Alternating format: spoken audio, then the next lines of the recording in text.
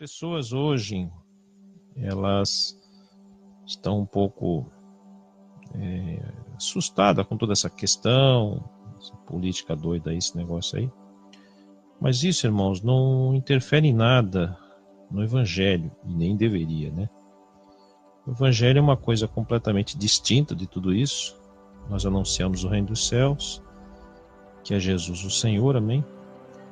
E isso é o que vale. Por quê?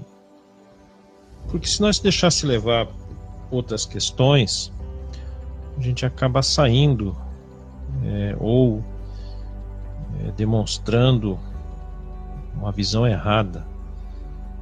Porque tudo que nós precisamos, irmãos, já está em Cristo. Amém? Tudo que nós necessitamos está no reino de Cristo. Entendeu? Então não devemos ficar correndo, batendo para lá e para cá, como se estivéssemos desesperados. Não, nada disso.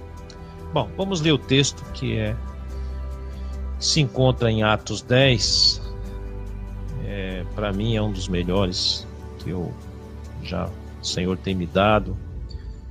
Já me revelou bastante coisa com relação a isso e sempre continua revelando. Que o verdadeiro evangelho, irmãos, ele é por revelação. Ele não é por estudo, ele não é por capacidade intelectual, ele não é por uma boa memorização, não é por uma boa... enfim, não se aprende em faculdade de teologia, seja lá o que for. Não. O evangelho é uma dádiva do Senhor, dado àquele e àquela que assim o recebe, e é um dom, e o Senhor capacita aquele ou aquela para que se revele o seu evangelho. E aqui a gente vai ler em Atos 10 e está escrito assim: E havia em Cesareia um homem por nome Cornélio, centurião da corte chamada italiana, piedoso, temente a Deus, com toda a sua casa, o qual fazia muitas esmolas ao povo, e de contínuo orava a Deus. Interessante aqui, só essas duas questões, é que esse homem aqui, ele era um romano, né? Um centurião romano. E o bacana é que ele não tinha nenhuma referência assim, tipo, ele não era da descendência lá de Israel, ele não pertencia a tribo nenhuma lá de Jacó. Um romano, um gentil, como qualquer outro de qualquer outra nação. E só que ele tinha uma prática maravilhosa, que era caridade. Ele fazia caridade com toda a sua família e ele tinha uma prática de oração contínua, né, como está escrito aqui. E olha o versículo 3: E esse quase a hora nona do dia, que se entende como 3 horas da tarde, ele viu claramente numa visão um anjo de Deus que se dirigia para ele e dizia: Cornélio, o qual, fixando os olhos nele e muito atemorizado, disse: Quem é, Senhor? E disse: As tuas orações e as tuas esmolas têm subido para a memória diante de Deus. Outra coisa interessante nós temos que analisar aqui ele viu claramente, então não era um sonho, não era digamos assim, um pesadelo, nem coisa nenhuma. Ele viu claramente numa visão. Então ele estava com os olhos bem abertos, lúcido. Era 3 horas da tarde, ele estava orando. E ele viu um anjo de Deus.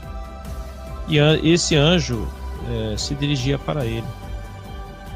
Dizia, né, chamando pelo seu nome, que era Cornélio. E o Cornélio, fixando os olhos no anjo, muito atemorizado, óbvio, né? Acho que ele nunca tinha visto um anjo. Dá-se a entender. E ele disse, né? Quem é, Senhor? Quer dizer, quem é o Senhor, né? E o anjo respondeu: as tuas orações e as tuas esmolas têm subido para a memória diante de Deus. Veja que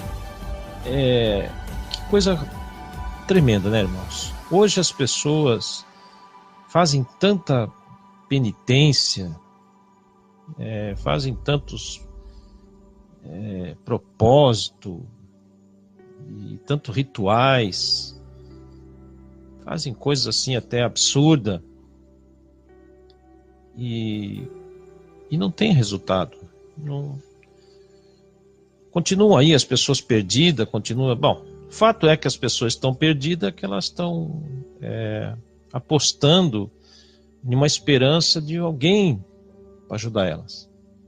Quer dizer, o próprio texto, um outro texto diz assim, que de que se queixa o homem a não ser de seus próprios problemas. Então, quer dizer, as pessoas criaram todos esses problemas, porque esses problemas não vieram de balde. Tudo isso que está acontecendo, as pessoas têm culpa, boa parte, né? E a consequência vem. E eu acredito que essas pessoas têm mais que confiar em um homem, porque Deus não vai responder mesmo a oração. Se Deus respondesse, eles não estavam tão desesperados, perdidos, apavorados, para querer se livrar da situação. Então, o que a gente percebe é um desespero coletivo, uma coisa assustadora, né? E para os que se dizem crente. Bom, vamos continuar lendo aqui. O versículo 4 diz assim: o qual, fixando os olhos nele, né, muito atemorizado, como diz o texto, e perguntando quem era o anjo, né, quem é Senhor, e quando ele falou que as tuas esmolas têm subido em memória diante de Deus e as orações, e logo em seguida disse: agora, pois, envia homens a Jope e manda chamar a Simão, que tem por sobrenome Pedro. Está com um certo Simão curtidor, que tem a sua casa junto ao mar. Ele te dirá o que deves fazer. Outra coisa interessante, o anjo não ficou, digamos assim, dando muito assunto, já foi direto ao ponto. Uma das coisas que nós temos que entender, irmãos, que o Senhor, quando fala conosco, ele não dá muito detalhe, não. Ele é muito objetivo. O anjo só falou: ó, as esmolas têm subido, as orações diante de Deus, de memória, e agora, pois, já manda buscar, manda enviar homens a Jope, manda buscar tal Simão, Pedro, pronto. Então veja que outra coisa interessante aqui é que no versículo 6 de Atos, que diz assim, né, deu endereço, não só mandou buscar lá o tal Simão Pedro, mas deu um certo endereço, que estava na casa de um outro curtidor, que tem a casa junto ao mar. E aí vem assim, ó: ele te dirá o que deves fazer. Olha que interessante. Você vê, por que o anjo já não disse o que ele tinha que fazer? Porque o papel do anjo, irmãos, ou mensageiro, não é pregar o evangelho. O papel dele é levar nós, ou quem quer que seja, aqui seria o Pedro. Olha que interessante. Então, muitas pessoas não querem pregar o evangelho. Mal sabe a missão tremenda e maravilhosa que foi nos concedida. E apresentam 1000 desculpas. Um diz que está muito ocupado, outro diz que trabalha muito, outro diz que não tem tempo, outro diz que tem que cuidar da família, outro diz que tem que, sei lá, cuidar da política, outro diz que tem que fazer... enfim. E veja como o anjo já disse aqui para o Cornélio. Mas tudo isso por quê? Nós temos que entender. Por que houve essa necessidade, não só do anjo aparecer para ele, para Cornélio, abordar ele dizendo que a oração dele e a caridade que ele fazia estava já registrada em memória diante de Deus, e que ele era para ele buscar o Pedro, e que o Pedro teria que dizer para ele. Então era o Pedro que ia passar o que ele tinha que fazer, né? Que deve se fazer. Bom, e retirando-se o anjo, você vê que o anjo terminou de entregar o recado, passou o detalhe, e retirando-se o anjo que lhe falava, Cornélio chamou 2 dos seus criados e um piedoso soldado dos que estavam ao seu serviço. Então ele pegou 2 criados mais um soldado que obedecia o seu serviço, porque ele era o centurião, e havendo-lhe contado tudo, quer dizer, os enviou a Jope. Então ele explicou aos criados e o anjo: olha, assim, assim, assim, o anjo apareceu para mim e tal, e que é para buscar esse tal Pedro Simão. Muito bem. No dia seguinte, indo eles, quer dizer, então no dia seguinte partiram cedo e foram lá. Certamente não era tão perto. Se fosse perto, teria ido naquele mesmo momento. Se já era 3 horas da tarde, dá para se entender que se fosse perto, eles teriam ido lá. Então, certamente era uma certa distância e houve a necessidade de deixar para o dia seguinte ir lá. Embora, certamente que Cornélio estava muito ansioso para saber quem era esse Pedro, e mais do que isso, saber o que esse tal Pedro tinha para falar para ele, o que ele tinha que fazer. O interessante é isso, não é verdade? Então, vamos lá. Aí diz assim: então no dia seguinte, indo eles o seu caminho, estando já perto da cidade, então era uma cidade, né? Olha aqui, ó. Subindo Pedro ao terraço para orar, quase a hora sexta. Então Pedro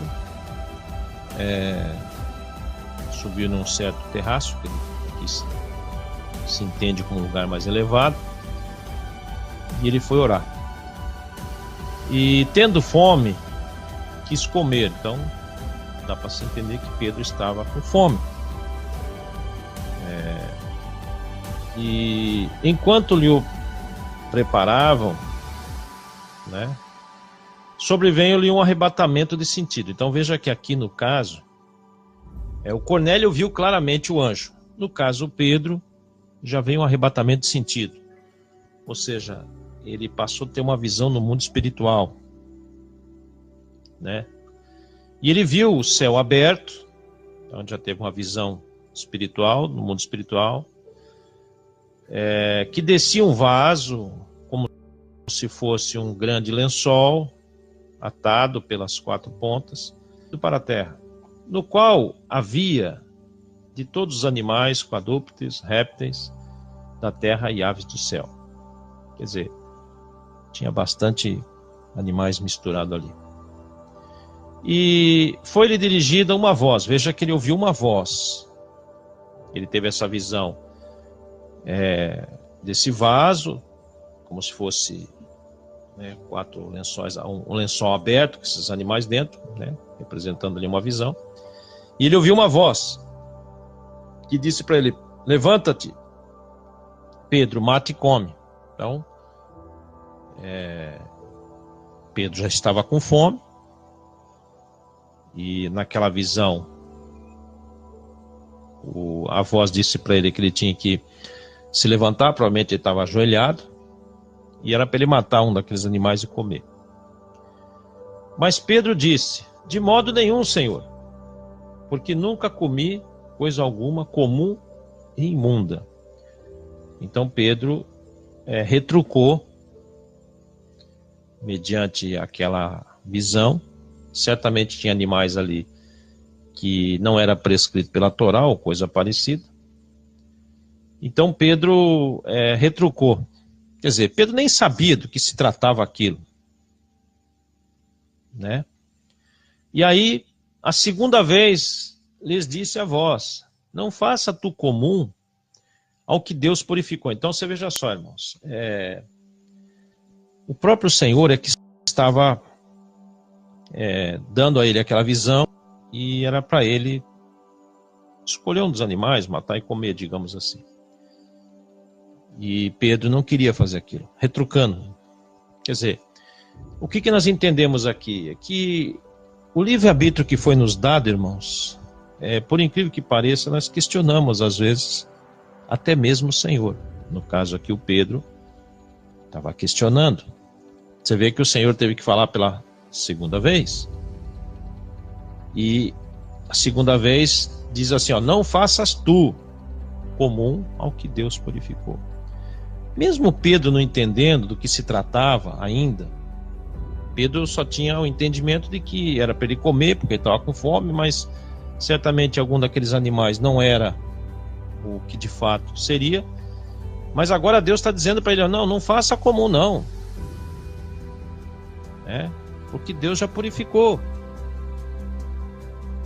Pedro, com aquela mentalidade ainda do Antigo Testamento, a mentalidade judaica, e aqui nós entendemos que Pedro já tinha recebido o novo nascimento, já tinha recebido o Espírito Santo. Não era mais aquele Pedro ainda sem a direção do Senhor. O interessante também aqui, irmãos, é que o Espírito Santo não fica constantemente falando ou dirigindo as pessoas.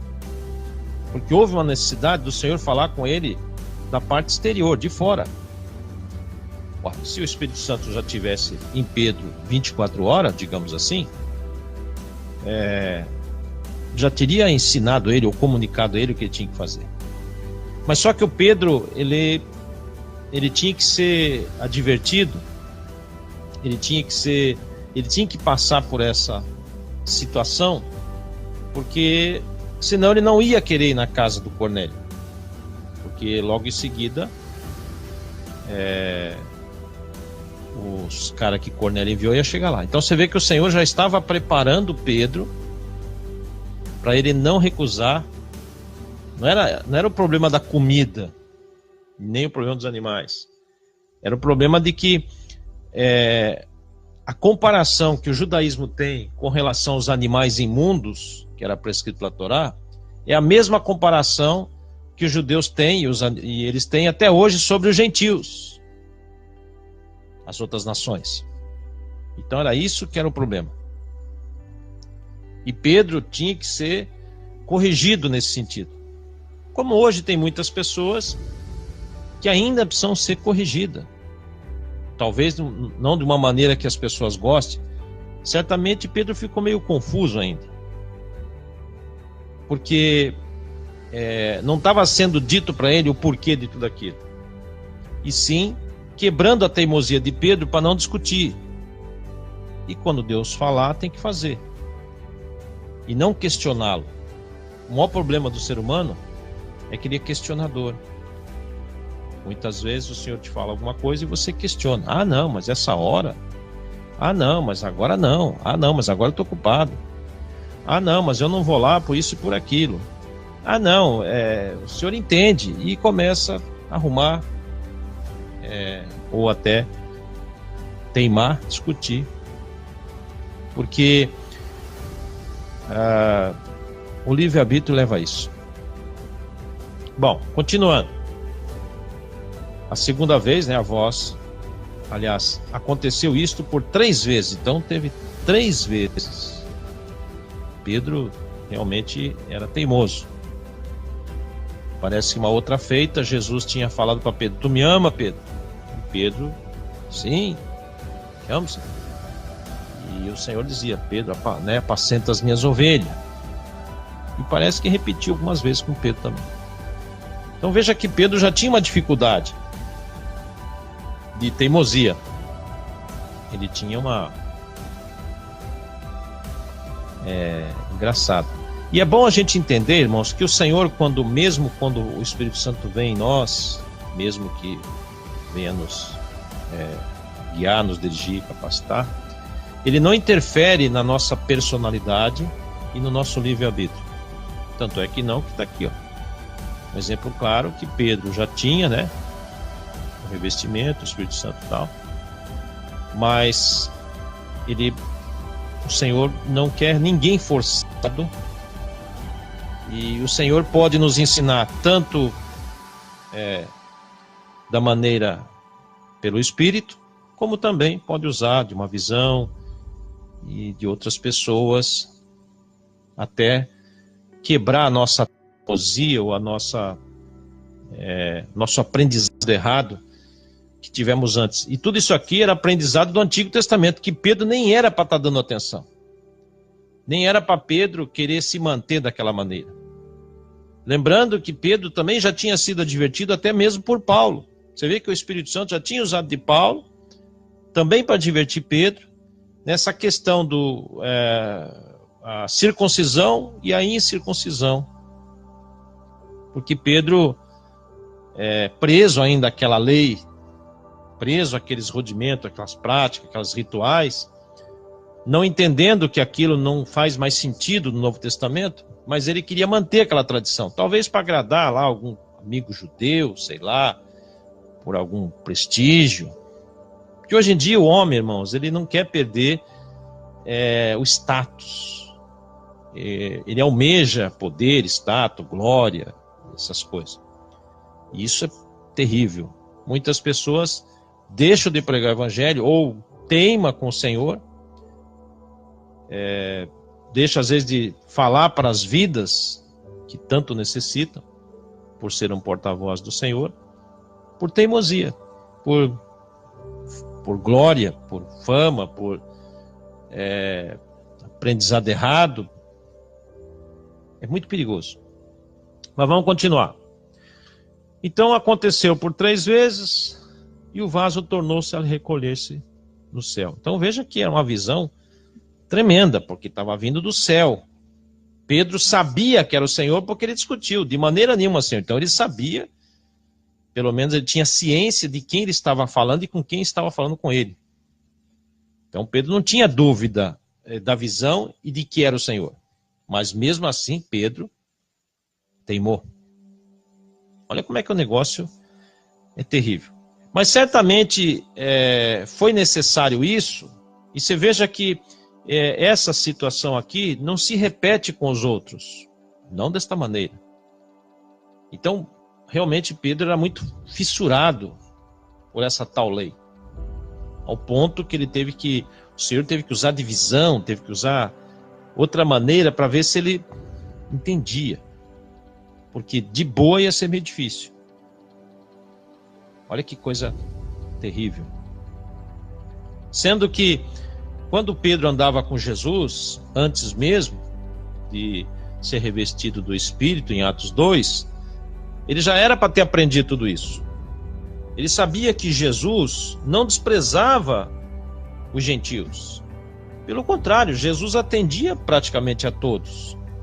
Claro que naquele momento, que ele não tinha ido para a cruz ainda, ele estava dando preferência às ovelhas perdidas da casa de Israel, mas Jesus não recusava também de atender os demais.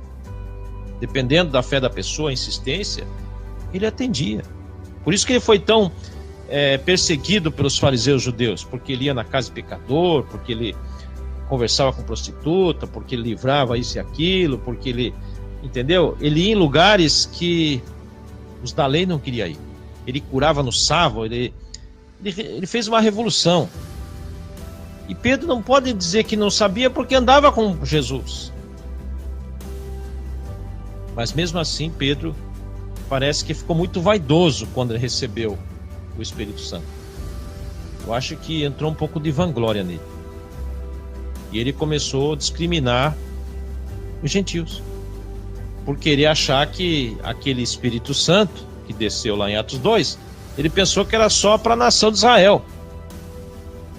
Não sei o que passou na cabeça do Pedro achar que era só para eles, sendo que o próprio Jesus tinha dito em Atos 1 que era para eles ficar em Jerusalém até que eles fossem revestidos do alto, de poder, porque eles iam ser testemunha do Senhor não só em Jerusalém e Samaria, mas até os confins da terra. O que ele entende até os confins da terra? Todas as pessoas, não só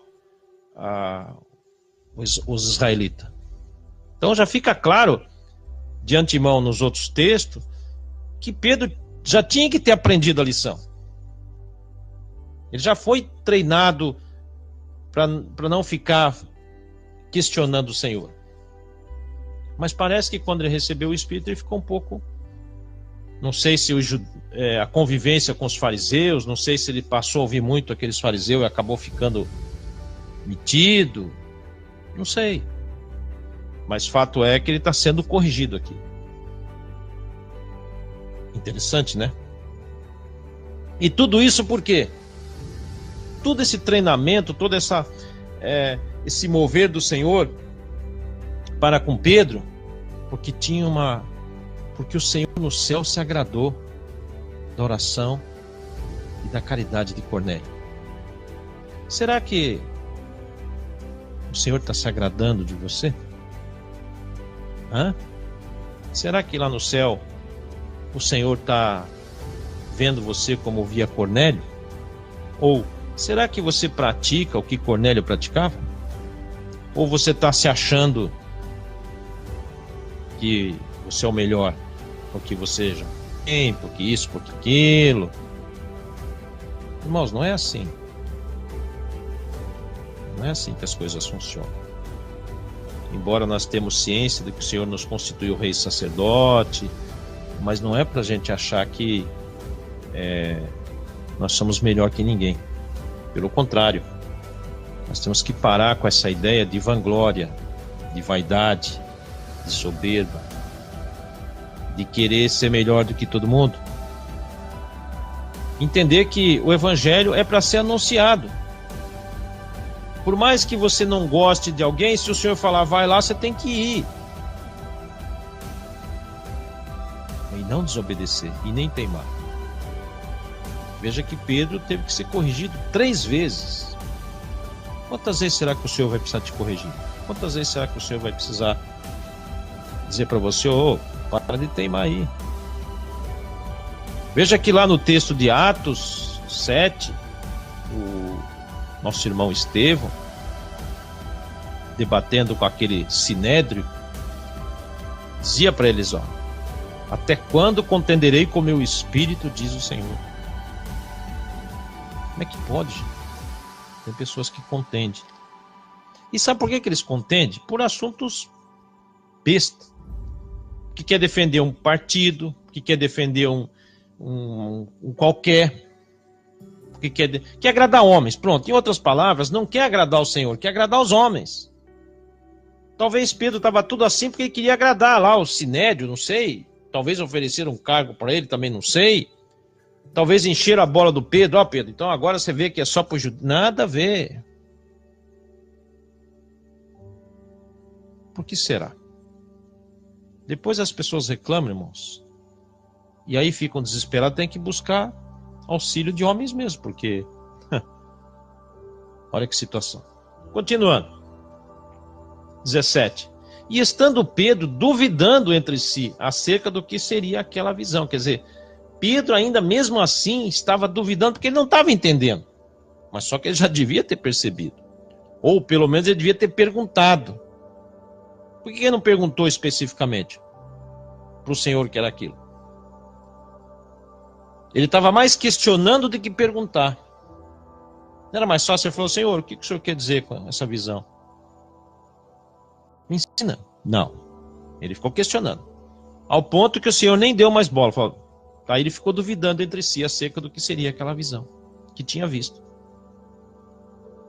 Bom, enquanto ele estava lá pensando o que era aquilo, porque ele não quis perguntar, ou pelo menos não aparece aqui que Pedro queria saber ou perguntar, Senhor, o que é isso, o que quer dizer? Veja que o Cornélio foi diferente. O Cornélio, quando viu o anjo, ele disse, quem é, Senhor? Já perguntou. Está vendo só? Já quis saber o que se tratava aquela visão, aquele anjo. Mas o Pedro não. Pedro questionou e não perguntou. Tem pessoas que... Por que será que não quer perguntar para o Senhor? Será que ele já sabe a resposta da sua teimosia? Será que ele já sabe? Ou talvez o Senhor nem vai responder? Pode ser também.